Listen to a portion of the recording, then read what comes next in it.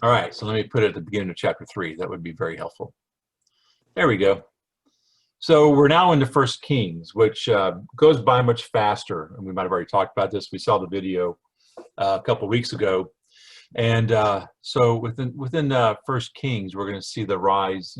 We saw the death of David, and then the rise of Solomon. And then after that, we're going to go into, through First and Second Kings, we're going to go into some bad stuff that goes down with Solomon's descendants, the separation of the northern and southern tribes.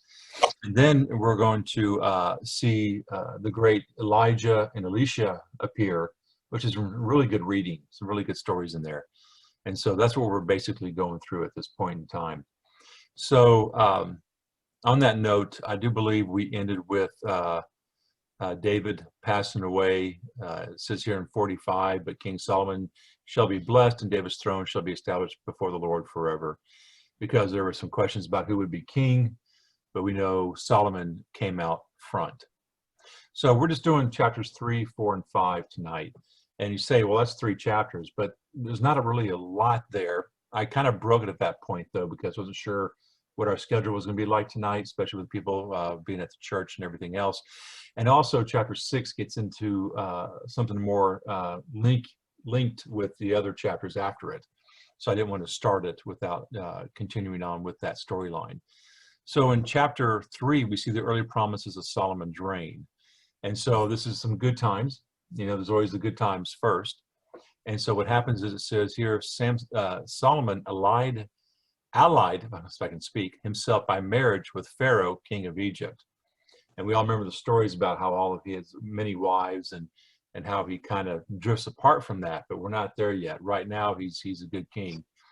He married the daughter of Pharaoh and brought her to the city of David. And it says the city of David, but we know at this time it means Jerusalem, until he should finish building his own house, because he's a new guy. Nothing wrong with Pop's house, but the son wants his own house, so he's going to have to build his own house, and he's going to do it very extravagantly, if you will. We'll see that in a minute.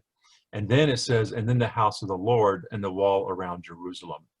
So all this contained within the walls of Jerusalem when they get done. So a lot of that might not have been done yet.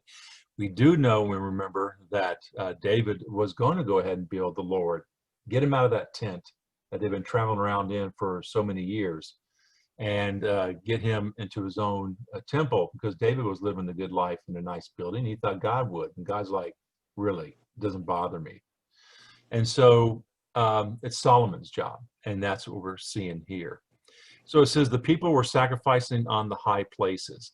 The high places were basically places that were high. They were very nice views. They were places where even people who weren't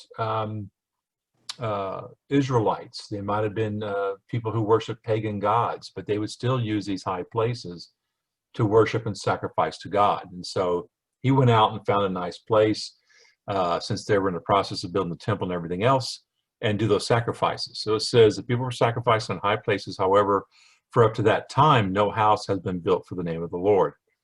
Although Solomon loved the Lord, walking in the statutes of David his father, for the time being, I added that phrase, he offered sacrifice and burnt incense on high places. Okay, so going to verse 4. The king went to Gibeon to sacrifice there, and because it was a really, really great view, if you will. And if my map program works this time, there you go, if y'all see the map. This is Gibeon here. This map does not have Jerusalem on it for some silly reason. I have to try to draw a little bit closer. I don't know if it's going to pop up or not. Oh, there it is. Boom, right there. And this gray area is the land of the Benjamin tribe, if you will. And we've been here for quite some time for a lot of things that are going on. Remember Ramah, where Eli and we had the Ark of the Covenant at one time, and where Samuel is born, all those kind of things. And so it's about 6 to 8 miles between the two of these. And so he travels over there, and this is where he wants to offer his sacrifices. Okay. Now, the reason I also want to bring this up is because this is a map that I have that shows a basic idea of the 12 tribes of Israel. And so each color segment is a different tribe of Israel. So like you have Gad here, this big orangey red color is Judah. You have this as, I can probably draw a little bit closer here and get some names. You have, this is a Simeon here. And anyways, that's the idea. But see, that's why you have most of your tribes actually further north. And Judah was always considered in the south because it was so large, and that's just basically south of everything around where Jerusalem is, which is that little crux right there with Benjamin. This is Dan here in the turquoise color. And so it just kind of gives you this that idea of where they are. Now, a lot of this kind of got a little mixed up and broken up over time because of all the issues that are going on and the like. But for the most part, they're recognized. And so we're going to remember this because it comes into play a little bit later. Okay. So he goes to Gibeon to sacrifice there because that was the great high place. And upon its altar, Solomon sacrificed 1,000 burnt offerings.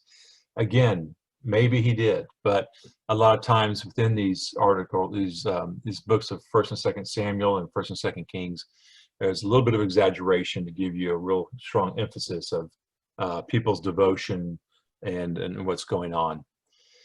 So in Gibeon, the Lord appeared to Solomon in a dream at night. So he's dreaming, and this is what's happening. Okay. God says in a dream, whatever you ask, I shall give you. And I bet you all of us have heard this story before, but it gives us a chance to look at it again and see what other kind of detail that we might not have seen. So Solomon answers, and again, in the dream, you have shown great kindness to your servant, David, my father, because he walked before you with fidelity, justice, and upright heart. And you have continued this great kindness toward him today, given him a son to sit upon his throne. So Solomon's saying, you've done a great deal for my father, and you're continuing in your ultimate kindness to me, who now sits on this throne. So now, Lord my God, you have made me your servant, king, to succeed David my father, but I am a mere youth and not knowing at all how to act. And I'm just thinking about all the youth that we know that, well, wouldn't this be a great prayer they would have to the Lord, right? To see how they would ask the Lord to give them the grace and how to act. Okay. So because of that, and the fact that Solomon does recognize that, he says in verse 8, I, your servant, among the people you have chosen, a people so vast that it cannot be numbered or counted. Well, it is pretty large. And give your servant, therefore, a listening heart to judge your people and to distinguish between good and evil. For who is able to give judgment for this vast people of yours? So his biggest concern, and we'll see what the Lord's response is not long life or riches. The riches he's already got anyways. So what's going to happen is that God's going to be very pleased with this. So on that note, the Lord was pleased with Solomon's request, and so God said to him, again, this is in a dream, because you asked for this, you did not ask for a long life for yourself, nor for riches, nor for the life of your enemies, but you asked for discernment to know what is right. I now do as you request. I give you a heart so wise and discerning that there has never been anyone like you until now, nor after will there ever be anyone to equal you. Of course, there is actually someone who's greater, but we don't see that until we go to Luke chapter 11. And because Jesus says, you all look for the wisdom of Solomon, but there's something greater here. Okay. So anyways, in addition, I give you what you ask for. In addition, I give you what you have not asked for. I'm sorry. I give you such riches and glory that among kings there will be no one like you all your days. And if you walk in my ways, keep my statutes and commandments, as David your father did, I will give you a long life. So if Solomon can go ahead and stay within the teachings and commandments, like statutes, like his father David did, then you're going to be blessed for it. So he understands the situation. Obviously God knows how everything is going to pan out and how things are going to progress, but at the same time, we don't, and God comes to us in our understanding and in the way we live in this timeline, and expresses this to Solomon. Just let you know, this is the ground rules. So Solomon awoke, and I like the way this is prescribed here in this version 15. Solomon awoke. It was a dream, with an exclamation point. So he went to Jerusalem, stood before the ark of the covenant of the Lord, sacrificed burnt offerings and communion offerings, and gave a feast for all his servants. So he was very happy about it. There's just one thing to think about. There's a good homily here, if you find it. It says, until now, to you. I think it's up in here. Actually, is what he asked for. Upright heart. I give you a heart so wise. That's it. Okay, I found it. I'm sorry. So it's verse 12. I now do as you request. I give you a heart so wise. So it's interesting that the aspect that we're seeing in this wisdom that he's gaining is not necessarily as the wisdom that might have been viewed back in those days. Back in those days, you knew a lot about zoology and a lot about herbology and just things that were just a lot of knowledge. And what God has given Solomon is, you might say, more so. And maybe he doesn't, he's not a walking encyclopedia. At the same time, he's given something that guides the hearts of his people, because that's what he wanted. How can I lead these individuals? And to lead individuals, it's important to have a good understanding of the heart of those individuals that you do lead. It's not a military action per se. You tell them and they go, and that kind of thing. This is where you want to be a good judgment and understanding of individuals. So that is what Solomon has received. And even then, we're going to see an example here in just a second here, where he uses this listening heart, as it says in the title of this pericope.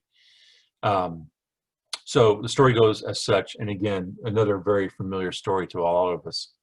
Later, 2 prostitutes came to the king and stood before him. One woman said, "By your leave, my lord, this woman and I live in the same house, and I give birth in the house while she was present." And of course, again, it's not just 2 women, because they would have lived in their own homes more than likely with their families. So it had to be a situation where they're prostitutes, but they have gotten pregnant. And so, so it says, I gave birth in the house while she was present. On the 3rd day after I gave birth, this woman also gave birth. We were alone. No one else was in the house with us. Only the 2 of us were in the house. What they're trying to establish with this story is saying, there ain't no witnesses. This is just between me and her, and no one else has a clue what happened. So this woman's son died during the night when she lay on top of him. So in the middle of the night, she got up and took my son from my side as your servant was sleeping. Let me scroll up a little bit here. Then she said, she laid him in her bosom and laid her dead son in my bosom. I rose in the morning to nurse my son, and he was dead. But when I examined him in the morning light, I saw it was not the son that I had born. So the other woman said, no, the living one is my son. The dead one is yours. So that's her whole defense in the story. But the first kept saying, no, the dead one is your son, and the living one is mine. Thus they argued before the king. I'm sure that was very interesting. No, it's mine. No, it's mine. No, it's mine. So then the king said, and as we know, one woman claims this is the living one is my son, the dead one is yours. The other answers, no, the dead one is your son, the living one is mine. The king continued, get me a sword. So they brought the sword to the king, and he tells them, cut the living child in 2 and give half to one woman and half to the other.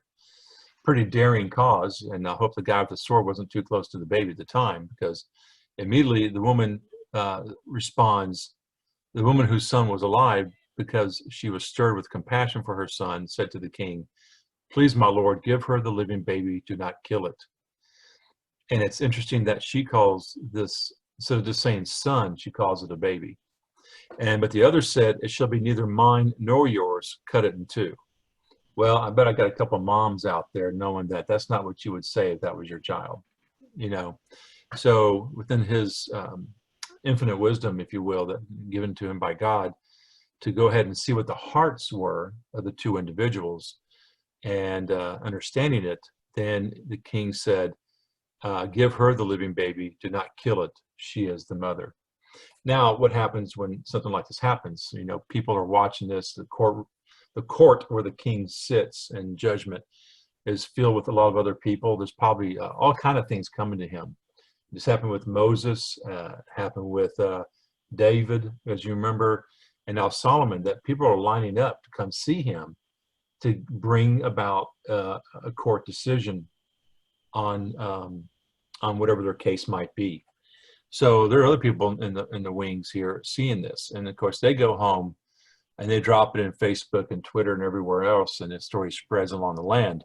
So when all Israel heard the judgment the king had given, they were in awe of him, because they saw that the king had in him the wisdom of God for giving right judgment. So there's our big story that we're very familiar with. And now not only does he just do a really great deed and shown his great wisdom in this example, but he's also now, God is allowing him to be recognized, not just as the inheritance of the throne from David, but also the right choice, and a very wise choice. Okay. Now we're going to do chapter 4 and 5. 4 is not going to take a long time. What we're seeing is in chapter, we saw in the first 2 chapters where he gets the throne, and we saw in chapter 3 where he gains his wisdom. Chapter 4, we're going to see about his riches, and it's broken down into a couple of pericopes here. This first one about domestic affairs. I wasn't going to go through all these names, boy, that would just be hilarious. But let's give you an idea what's going on. So it says Solomon was king over all of Israel, and these were the officials he had in his service.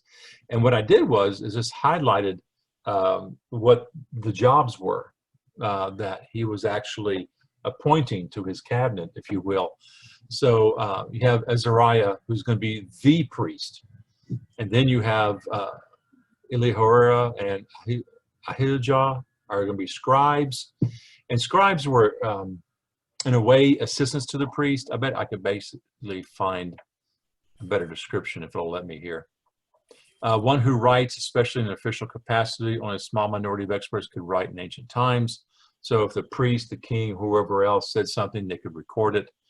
The majority of the population was illiterate. Scribal duties included a wide range of services, such as recording the taxes collected, list of labors, armies, records of royal decisions, decrees. Well, anyways, so that's what a scribe did. You're like a computer programmer of the current day. Not everybody can do it. You had a specialty, and that's what you did. And then Jehoshaphat, son of Ahilud, was the chancellor. And a general term for chancellor is, I looked at this once before, this is episcopal chancellor. I'm not sure if it's going to be quite correct. The place surrounded by the railings of a lattice work. Oh, okay, that's not what I was looking for. Legal instruments where decisions in imperial or royal court made necessary were prepared. Anyways, that's not quite what I was looking for. Well, that's okay. I can go into a longer description, but I'm not going to worry about it. But a chancellor would take care of the legal affairs for the most part. That's just a basic description of what that is.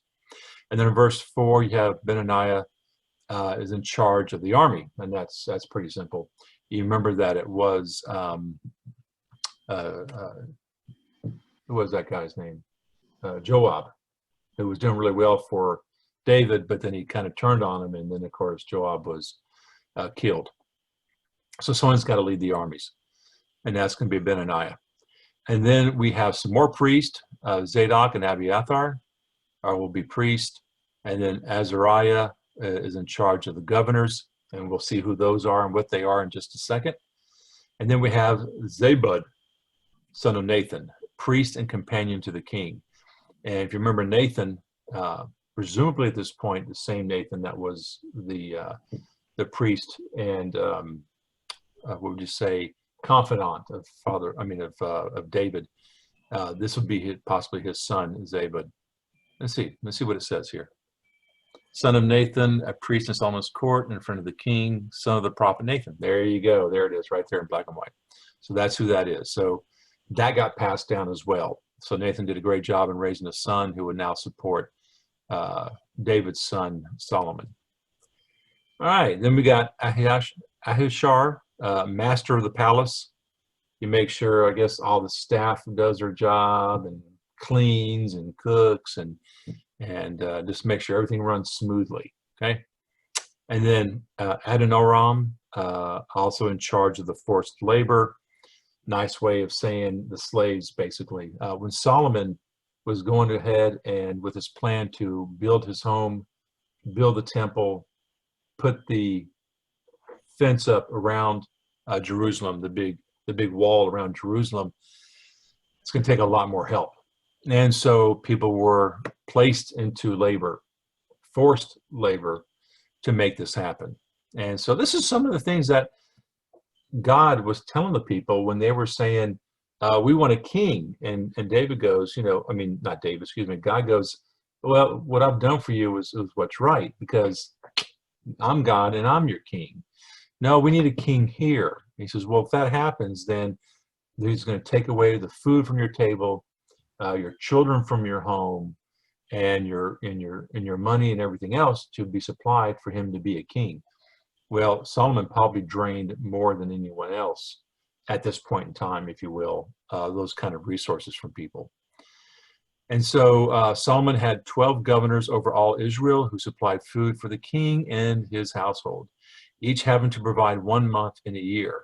So don't get confused in this case where it says 12 governors to be any kind of alliance with the 12 tribes of Israel, because most of these 12 governors are actually from the northern area of the northern tribes of Israel, and I'm saying Israel as in not all of Israel, but where you have Judah in the south with the 2 tribes, and then the other 10 tribes up north with that part of Israel. And by doing so, because he had a favoritism, if you will, because being from the lineage of the Judah tribe, that he kind of did a bad habit of draining more from them than anywhere else, and that becomes a problem. It kind of I'm not a history scholar either, but it does kind of remind me of the times in our country and the Civil War and everything else when the South and the North were going at it. In the South, a lot of the issues with the South wasn't necessarily slavery as much as economic fortitude, because a lot of things were being taken advantage of and resources taken away from the South and all those kind of things. And you probably know more than I do, but that's kind of what it reminds me of. So the reason why they're broken down into 12 is because each one takes 1 month a year to supply whatever King Solomon needs for him and his court and for his palace. So it says their names here. It mentions some of them where they're from, like Ephraim, of course, is also the name of a tribe. That's just because that's where they were. And it doesn't say they're from Ephraim. It says they're from the hill country Ephraim, which is only a part of Ephraim. And it lists their names and by who their fathers are. So this is the son of Hur from the hill country of Ephraim, the son of Decher and Makaz and Shelbin, Beth Shemesh, Elohim, Beth Hanan, the son of Eshad, as well as Succoth and the whole region of Hefer. And they didn't have a specific map for all these, but basically most of them again are just north of Jerusalem. The son of Abinadab and all of Nephath Dor was married to Taphath, Solomon's daughter. That's why I highlighted this. I just don't want to skip over this too quickly, because we see where he gains that wisdom at a very young age, because he doesn't have that knowledge that he feels like he needs to have to lead the people. But now all of a sudden, it's like we're jumping ahead, if you will, because this is not written necessarily completely in a chronological order by any means. So at this point in time, he's already got a daughter who's old enough to be married. And so it shows that in here, the son of Abinadab, and he's married to Taphath, and that's a daughter of Solomon. And it doesn't say much of anything else about her, because this is probably about it. This is the only 15 seconds of fame that she gets in scripture. And so then it goes on to list a couple other of the governors, Bana, son of Eliud, and it lists all where they're from. And then the son of Geber and Ramoth, having charge of the villages of Jaar. We remember there's a story about Jaar with the big wall, and there was a battle there. Son of Manasseh and Gilead, and of the district of Argob and Bashan. and 60 large walled cities with gates barred with bronze. So they made it a point just to say that within this governance is a lot of places with very large walls. And then we have Ahinadab in here, and in Ahimaaz and Naphtali, which is another actual tribe name. He was married to Basmath, another daughter of Solomon. I don't think she gets a whole lot of credit either here. Name of two women in the Old Testament. And so this one would be the second one, a daughter of King Solomon. And of course, she was married to one of the royal governors. And that is about it on her. Then it goes on just to finish up the list. Banah, son of Hushai, and Asher. Asher is another tribe name, by the way. Jehoshaphat, son of Perur and Issachar, another tribe name. Shimei, son of Elah and Benjamin. Of course, we know that is a tribe name. And Shimei is the name that also that same person who cussed out David. This is somebody different, but in this case, it's that same name of the person that was part of Saul's clan. Jabir, son of Uri, in the land of Gilead, the land of Sihon, king of the Amorites, and Og, the king of Bashan. This isn't the only place I think this guy is actually mentioned. I think he's mentioned in a couple places. And Numbers, Deuteronomy, not the same person, by the way. I guess Og is a popular name. Joshua and Psalms and Nehemiah and other places.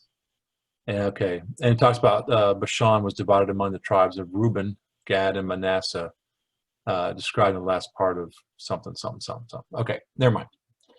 So the last part of this chapter, it says, there was one governor besides in the land of Judah. And Judah and Israel were as numerous as the sands by the sea. They ate and drank and rejoiced. And of course, these individuals working hard in their land had to donate some of their things that they've either grown or what have you, and then turn them over to the palace for King Solomon. And as you notice, it says there was one governor besides in the land of Judah, and that was it. That whole big section of land that I showed you earlier, one section was actually supplying the needs, and that's all they had to do. And again, that's going to be a problem down the road. I had put this in here for some reason. It says the royal territory of Judah had its own peculiar administration different from that of the 12 northern districts. Again, districts, not tribes. Each of which had to supply the king of his household with a month's provision of food each year. So you would say that Judah kind of got the better part of the deal. Okay, and then let's just go ahead and look at chapter 5 real quick. It's already 7 after, so we're doing pretty good. Solomon's riches. Now we did his other ones, that was his domestic, I believe, domestic affairs. And now we're going down to chapter 5, and this is his international affairs. So this is what happens. Solomon ruled over all the kingdoms from the river to the land of the Philistines down to the border of Egypt. And they paid Solomon tribute and served him as long as he lived. There was a notation, I'm not sure if I left it up here or not, that talks about, here it is, if you can see where my mouse is right here. The splendor, military might, great of Israel during his reign. Hold on a second, let me find the right spot. There's a little bit of exaggeration. To say that he ruled over all the lands from Euphrates to Egypt is at odds with the fact that Edom and Syria blocked that grand sweep, which we hear about in verse chapter 11, where it talks about there was Edom and other areas that were in between Judah and Egypt. But again, it's just an exaggeration to show you that, hey, he had a lot of land. All right. And it's pretty much the same area that David had. All right. They paid Solomon tribute and served him as long as he lived. Solomon's provisions for each day were 30 cores of fine flour, 60 cores of meal, 10 fattened oxen, 20 pastoral fed oxen, 100 sheep, not counting harts, gazelles, roebucks, hey, seers, no, I'm just kidding, and fatted fowl. I don't know what a roebuck is. There is a commentary on what a core is too. Let's see if it says anything. Sheep besides deer, gazelles, and roebucks. Okay, and then what's a harts? And it tells us, well, Stag. oh, stag or male deer. There you go. Then it said a core, and a core, which was using it as a measurement, 30 cores of flour, 60 cores of meal. Here it's got a little bit different spelling, COR, but it's just thought to have been the equivalent in weight of the burden that which a donkey could carry. I saw somewhere else where it's almost about the same amount that you would put in a tub. So you get the idea. It's quite a bit. A donkey could carry quite a bit. So 30 of those, and this is something that they would get each day, not for 1 month, each day. So imagine 30 cores of flour. That's just huge. And 60 cores of meal. And then, of course, 10 fatted oxen every day. And it's like, to me, they're partying pretty good. But there was probably quite a few people that were feeding within the palace and Jerusalem's walls. So, and it says, and after that, he had dominion over all the land west of the river from Tiphsah to Gaza. So west would be wherever we're familiar with. When I was showing you that little chart, west of the river was basically all over here, everything. And it was really part of this as well, but mainly all this land over here. Okay.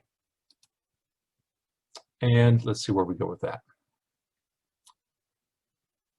And all its kings, and he had peace on all his borders round about. So what we're seeing in the first part of of the First Kings, how great things are. When we get to chapter about 11, we're going to see a lot of these mirrored images going in a negative direction. So it's kind of setting up the imagery here of how things are playing out. So thus Judah and Israel lived in security, everyone under their own vine and fig tree, from Dan to Beersheba, as long as Solomon lived. Well, I guess they lived in security, but after Solomon's gone, things do have a tendency to fall apart. But it went well for him while he was there. So again, we're doing Solomon's riches one more time, and it's the chariots and the horses. So just a little bit of a blurb about how many he had. Solomon had 40,000 stalls for horses. That's quite a bit. So we're back to that, a bit of an exaggeration, but it looked really good on paper. And when people read it, they're like, ooh, okay. And 12,000 horsemen. The governors, one each. I'm sorry, I got lost here. The governors, one for each month, provided food for King Solomon and all for all the guests at King Solomon's table. Must have had a lot of guests.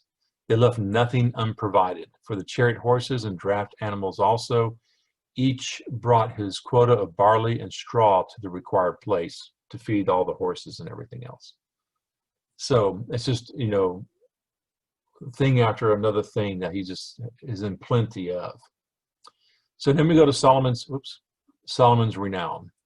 Moreover, God gave Solomon wisdom, exceptional understanding, and knowledge, as vast as the sand on the seashore. I never really compared sand on the seashore for wisdom, but that's interesting because it's just a lot of it, right? Solomon's wisdom surpassed that of all the peoples of the East and of the wisdom of Egypt. He was wiser than anyone else. So they're just playing back on his wisdom that we've already learned about, but just kind of adding on to it. Wiser than Ethan of Etherite and Heman, Kalkal, and Darda, the musicians. I guess these people were wise people. And his fame spread throughout the neighboring peoples, like the story about the 2 pregnant women. And so Solomon also uttered 3,000 proverbs. But you know, we do have proverbs and he gets credit for it, but we got like 33 or 30, I had to count how many were, 30 something. And his songs numbered 1,005, but also not everything might have actually survived, everything that he wrote. He spoke of plants from the cedar on Lebanon to the hyssop growing out of the wall. And he spoke about beasts, birds, reptiles, and fishes. So now they're expanding his wisdom from wisdom of the heart to actually being also just well known for all of God's creation. Let's see. People from all nations came to hear Solomon's wisdom. sent by all the kings of the earth who had heard of his wisdom. So it's such a great thing that just come by and visit and just wanted to hear what he'd have to say. Okay, so preparations for the temple, because he's supposed to be building these things. When Hiram, king of Tyre, and I don't know if you remember where that is or not. That's why I thought I'd go ahead and just, I'm going to use the same map, but I can give you the idea of where that is. I don't know if it's going to show me the actual title name or not. Yeah, there it is. So Tyre is up here, and 20 miles is this small distance right here in the bottom right corner. So I'm measuring there down to, I guess I can almost make it fit. Boom, there we go. From the top of the page down to here. That's quite a trek to make, just to go see the king and hear his great wisdom. So imagine that was probably a good 100+ miles traveling. And, you know, the major highways weren't built yet, so it took them a while. And Tyre was also a very profitable, if you will, successful port. And I forgot the name of the other one that was next to it. Sidon and Tyre, but it's only showing Tyre here. And then, of course, Jesus actually reflects on those names as well. And it says here, when Hiram, king of Tyre, heard that Solomon had been anointed king in the place of his father, he sent an embassy to him, for Hiram had always been David's friend. So Hiram was close to David. He must be up in age. And so now we're seeing where he's back to helping out as much as he can. A little notation here, David's friend, the term to be a friend, to love, is political and means that David and Hiram had been allies. The purpose of Hiram's embassy is to determine whether Solomon is willing to continue the alliance.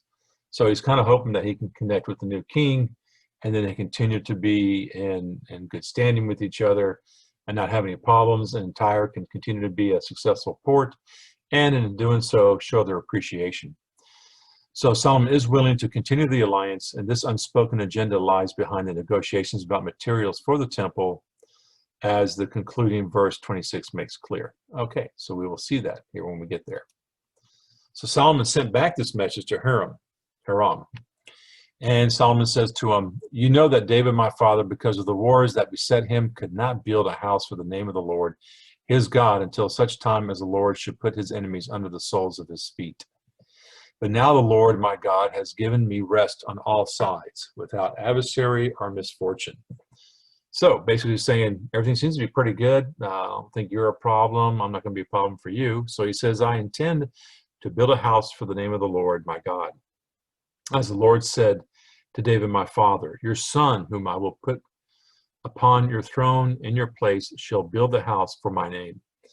Okay, so more prophetic speak going on here. Let me scroll up. "So give orders then to have cedars from the Lebanon cut down for me." So the Lebanon area, even to this day, is that upper area. And they're very well known for their cedar wood. And so he's going to go ahead and ask him to use that wood to help build his temple. "My servants shall accompany yours, and I will pay you whatever you say for your servants' wages, for you know that there is no one among us who is skilled in cutting timber like the Sidonians." So like I said, Sidon is next to Tyre, and so I'm sure they're both close-knit communities, and it's those individuals who know to handle this kind of wood. And so Solomon's saying, I think this is going to be great wood to use. I think cedar is a good wood for certain conditions. I think for moisture and the like. I don't know if it's going to tell me or not. Cedar, if it'll say anything about it or not. Like cedar besides water, consumed cedar, Lebanon, cut cedar. I'm hoping it would say a little bit more about it. And of course it doesn't. But I think the cedar tree is something that's good for moisture and the like. So it'd be good to have. Now here's the kicker. Solomon has said, this is my proposition. You want to be, giving me a gift. I think that's great. The wood would be really great right now. We could use it, but I'll pay for your servants. Well, Hiram had heard the words of Solomon. He was overjoyed, but he had an alternative offer. Blessed be the Lord this day, who has given David a wise son over his numerous people. Then Haran sent word to Solomon, and this is where this comes from here. Although his reply is couched in polite diplomatic language, Haran renegotiates Solomon's terms in his own favor. No Israelites are to enter Tyrrhenian territory. He wants to see the trust is not really strong, is it? So he's like, okay, Solomon, this is great. It's going to be good. Just don't step on property here. I'll just feel better about it. So no Israelites are to enter Tyrrhenian territory, and Solomon is not to pay the salary of Haran's laborers, but rather to furnish provisions for his household. He's like, I don't care if you pay those guys or not. It's no big deal to me. They'll work for free for all I care, but I'll take some stuff from my own household. The same language is used of the tribute that Solomon receives from his own vassals. Okay. Anywho, so let's see how this parlays. What is Haran's counter offer here? I have heard the proposal you sent me, and I will provide all the cedars and fir trees you desire. Solomon's going, yay, but my servants shall bring them down from Lebanon to the sea, and I will arrange them into rafts in the sea and bring them wherever you say, because I imagine they must float, so they just tie them up and let them be the actual raft themselves. There I will break up the rafts, and you shall take the lumber. You, for your part, shall furnish the provisions I desire for my household. So to get them down there, instead of putting them on the backs of a bunch of horses or donkeys or whatever else, and dragging them through the ground, he's going to go through the sea for the most part. I don't have a map of exactly how he was going to do that, though. So Haran continued to provide Solomon with all the cedars and fir trees he desired, while Solomon gave Haran 20,000 cores of wheat to provide for his household and 20 cores of hand-pressed oil. And 20 cores, 20 bathtubs of oil, that's quite a bit. So Solomon gave Haran all this every year, and this is something he would receive as a courtesy for all of the cedar that he gave him. And I didn't look it up, but it's interesting to think of how long it took him to build these temples. Maybe we'll see something later. I can find something on it. So scrolling up, verse 26, the Lord gave Solomon wisdom as he promised him. So there was peace between Haran and Solomon, and the two of them made a covenant. So a covenant is deeper than a promise. Covenant is something that is kind of life binding, if you will. We see covenants with us and God, that kind of thing. So verse 27, King Solomon raised 30,000 forced laborers from all of Israel. He sent them to the Lebanon for a month in relays of 10,000, so that they spent 1 month in Lebanon and 2 months at home. And this is all the work they're doing to get the cedar. Now, there's a notation here also, all of Israel. When it says all of Israel, it's basically meaning the northern area in this case, is what I looked up on that. So he sent them to I just read all that. Okay, so Adoniram was in charge of the forced labor, as we know, because we read that chapter 4. Solomon had 70,000 carriers and 80,000 stone cutters in the mountain, in addition to 3,300 overseers answerable to Solomon. I'm surprised he actually broke them down to the hundreds, who were in charge of the work and directed the people engaged in the work. You scroll up here, and verse 31, by order of the king, fine large blocks of stone were quarried to give the house of a foundation of hewn stone. Solomon and Hiram's builders, along with others from Gabal, shaped them and prepared the wood and stones for building the house. And the wood could have been used, for part of the temple and the house, but also it could have been used for to help move the stones and to put them in places where they needed to put them. And since they were so big, you can get a lot larger pieces out of them, and that would be very helpful for helping to move these huge stones. You see a lot of times to move stones, they would have a lot of logs underneath, and they would push them along the log, move the next log, push them, move the log, push them, that kind of thing. But for the most part, that is the first, that's just 3 chapters, chapters 3, 4, and 5.